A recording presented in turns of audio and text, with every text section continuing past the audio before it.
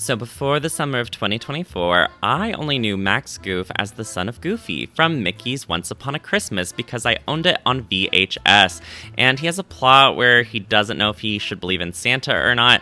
So to my surprise, when suddenly TikTok becomes inundated with all of these teenage Max Goofs and this character I've never seen before, I simply had to investigate. You know Chapel Roan from her Coachella performance. I know Chapel Roan from these gay anthropomorphic Disney characters. We are not the same.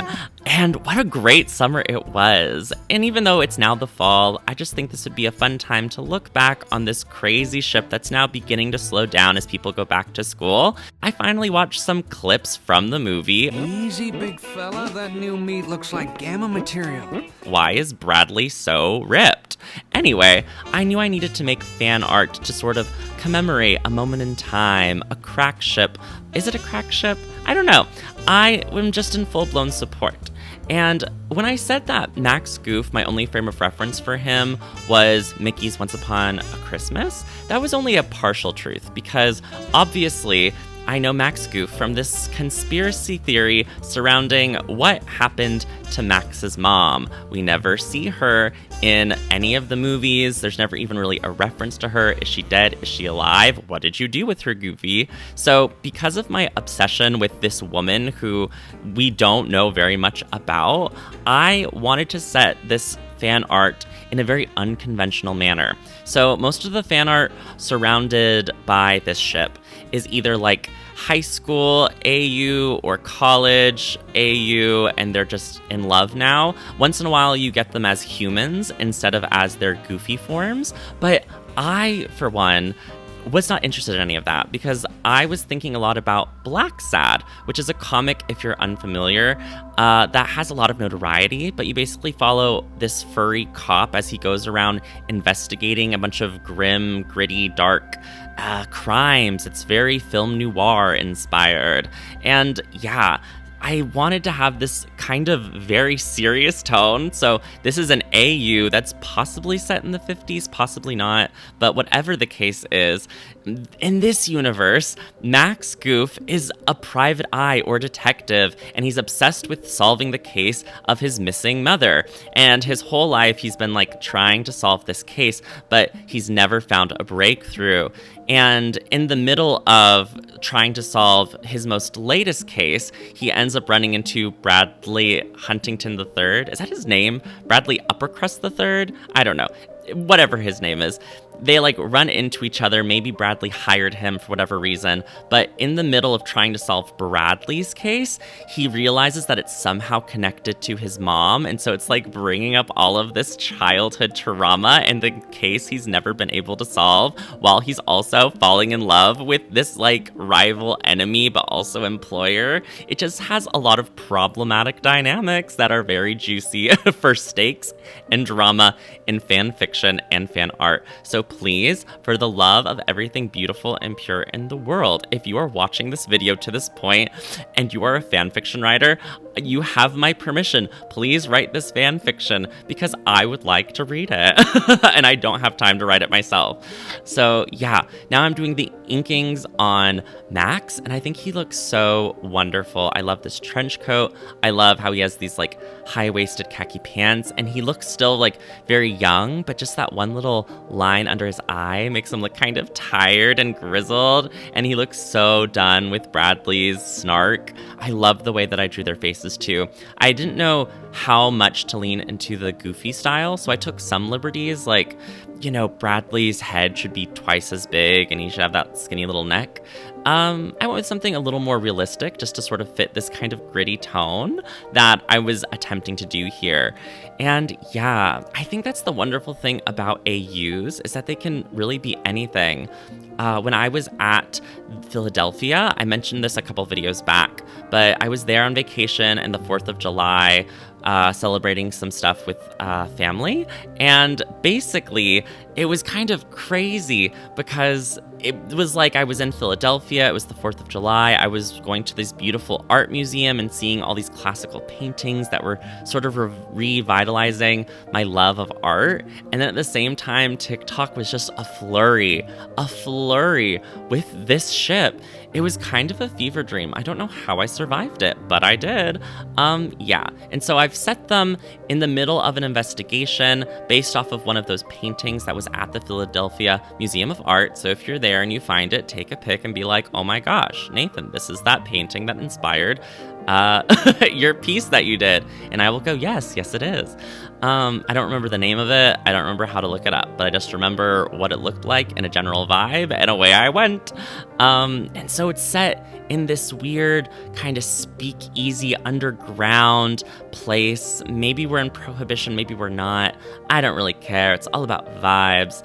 And yeah, so I just wanted it to be really, really dark, atmospheric, moody, kind of also giving some Clue vibes. Like I made this Clarabelle the cow-esque character kind of give Madame Peacock, is that her name? Miss Peacock? Whatever it is, a little bit. And then I just looked up some other Disney characters. Obviously, I wanted to get Pete in there and everybody else, but the background characters I'm drawing at this moment, you might be like, those aren't traditional characters. Well, I asked the lovely members of my Patreon what characters they would like to see in the background, and somebody suggested, why don't you do the characters from when you drew the Disney characters at college? And I was like, what a fun callback. I feel like that's so kind of heartwarming and sweet to be asked to draw like my characters in the background. Most of the time it's either established IP, and yes, it's Quasimodo and Rapunzel, but you know, it's slightly different because it was like, why don't you draw your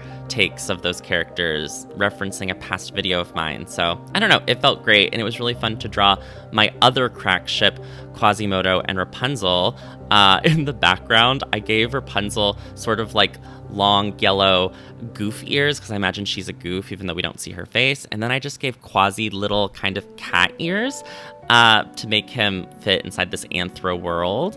And I loved doing the coloring on both of Bradley and Max. You can see I'm doing now, because that pinstripe, I just freehanded that and it looked so good. I sort of was just, you know, kind of making up how it would interact with these folds I improvised. And yeah, very, very happy with how it turned out.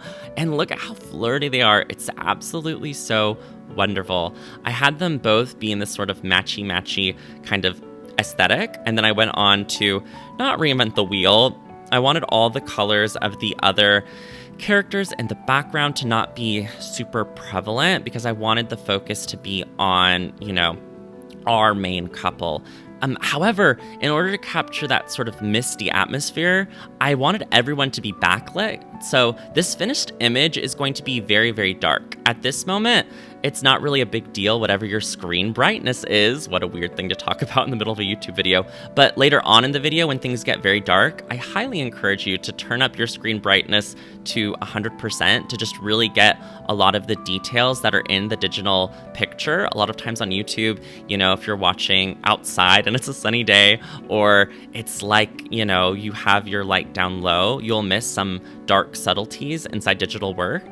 So that's just a little pro tip for all of you when we get to that point. So here you can see I'm beginning to do a little bit of the background, which I think is the most fun part of this whole piece, besides just the spirit of imagining what is Max doing? How is he brought to this location? What are the clues that he's currently chasing? What is his mental state? Like, all of that is very fun to imagine because I grew up watching shows like Monk and Psych, which were these kind of Sherlock-esque stories. So it was fun to kind of remember those plot lines and imagine them on these faves.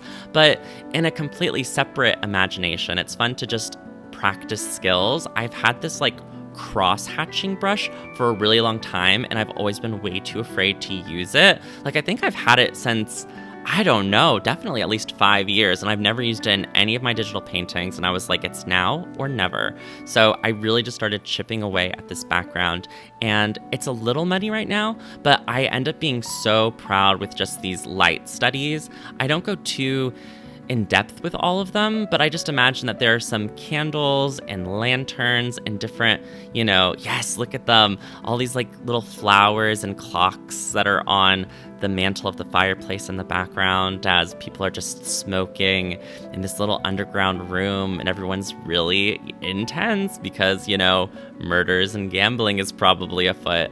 And here's where I'm just adding some more darkness layering. It's just about really pushing this scratchy material. I wanted it to even go on the characters around the table. Like, I wanted the background to have some continuity with the characters themselves. So I really allowed this grain and scratchiness to just go right on top of them. And this is the part where I was talking about your screen brightness. Definitely crank it up, because I love the subtleties of just having all of the characters be so engulfed in shadow. It makes me really happy, because a lot of the times when I'm working, I'm not really trying to do stuff like this. This is very sort of a time, like it's film noir, and a lot of the time on YouTube, you really want your characters to be very bright and poppy so that the thumbnail can also be bright and poppy, and, because you want people to actually be able to see them. It's kind of like this negotiation with accessibility. So I just thought it was very interesting to be like, no, screw it. I don't care if people are like, oh, I can't really see this, I'm going to click off the video. Please don't do that. I want you to stay here. But just allowing myself to have faith that people are interested in the things that I'm interested in, and will also find this aesthetic very cool and interesting. Let me know down below what you think of it. How it feels in terms of this art style versus the normal videos that I kind of put out, and any takes that you have about it. Also, feel free to just comment down anything you think about Bradley and Max. Are you still getting some of their videos on TikTok? Mine have pretty much completely slowed down at this point. So yeah, it's kind of the end of an era. They're in their sunset, but I'm wishing them off very well. And every once in a while, there will be a stray video that pops up, and I just find it so delightful. Yeah, it's a really great time. I think we're nearing the end. I'm just doing a little more adjustment layers, and I play with a lot of the overlays of the people around the table, because I was sort of doubting myself. I was like, can I really allow everybody to be in this much shadow? And I was like, you know what? Yes, I can. I can just draw a very dark, moody piece that is completely allowed. Yeah, and I believe this is the finished product. I adore how it looks. I think the contrast of the main ship in sort of off on stage right, I'm dyslexic, I think that's the stage right, has this just humongous, bright, almost fiery inferno behind Max and Bradley, and I just think it sort of represents this passionate will they, won't they that they have going on. Yeah, I'm so proud of the folds in the fabrics, the scratchiness of the background, the cohesiveness of it all. It just makes me very pleasantly happy. So this has been the video. Thank you so much for watching. If you really want to support the channel, feel free to like and subscribe. I try to upload every week. And yeah, if you really want to support the channel, check me out on Patreon, link down below. And you can recommend background characters like Quasimodo and Rapunzel. Or for just $4 a month, you can get your name in the end credits. And speaking of end credits, here they are now. Special thanks to Anna Sophia Boyd, Axilius the Great, Bodhi, Blue Uwu, Kay Clark, Christopher, Dabadudu, Dax Quinn, Aaron Martin, Emoe, Gay Jarris, Jay Johar, JD Boy 2000, Johan, Kitsune Chibiko, Lucky Paradox, Melon, Mild Mothman, Mistake, Tobias Creamer, Native Runner, Orion Amastasia, Pinecone, Potion Cellar Door, Rin, Scorching Ray, Sir Camelot, Smalls the Sax Jammer, Shenanigans, Tad the Turtle, Tarthalinor, The Real Michael, Thumper Daytime, Thony, Tortilla Chips, Tuesdays Anyways, Tundra Katie Bean, and Tuppence Pies. Thank you so much for watching. My name is Nathan, and I'll upload a new video real soon. Bye!